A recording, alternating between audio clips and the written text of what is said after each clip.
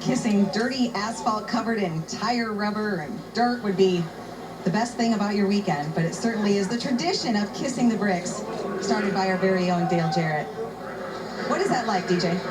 It's just quite a moment. You know, the first year we took everybody by surprise in '96 because Todd and I told no one about this. And I'll give a shout out to Todd Parrott and his family, thinking about him in this difficult weekend as he lost his mom this weekend. But this is just such a special time. You know, just a different way to enjoy the most difficult race that you encounter, really, at the most historic place. But to get there and let everyone enjoy it and have a great time and always have something to talk about. Yeah, and what I like about this, and the guy standing right here with us, he's the guy that started it. He can take us back to the origins.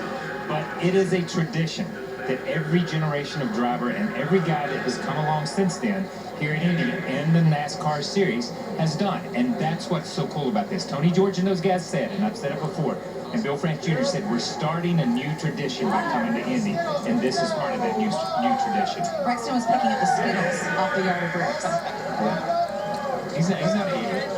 Yeah, he knows what you can eat and what you can't. When Samantha was on her way to Victory Lane to meet Kyle, she ran by us and said she was really excited to see how Braxton handled it today. Of course, they got to do this very thing yesterday when Kyle won the Xfinity Series race. Yes, and he walked off yesterday, just like he's doing right there. That's pretty much what he did. Pretty much like that. That's basically what he did yesterday. It's like, I'm not kissing any dirty bricks.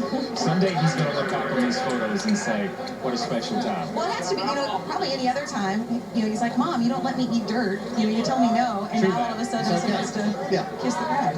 True that. Let's put a hat on. Not going to happen. Let's go over here and stand by the trophy. Not going to happen. You want to come to me? Not going to happen. He is a Busch. You do know that. He's not listening to anybody else.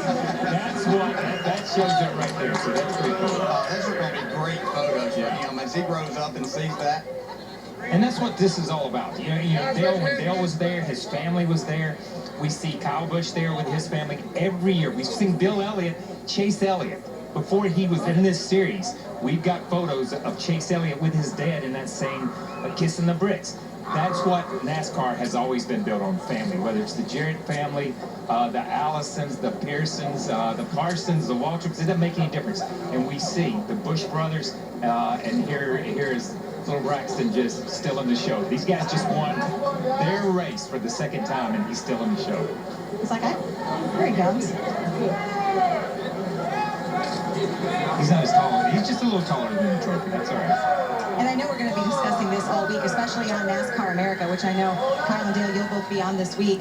The Toyota dominance. I know we're going to talk Kyle and what Kyle did, but Toyota across the board got kids that kind of shot at him. Denny Hamlin ended up back in the mix after a penalty. And Carl Edwards hadn't been in that accident, he probably would have been in the fold as well.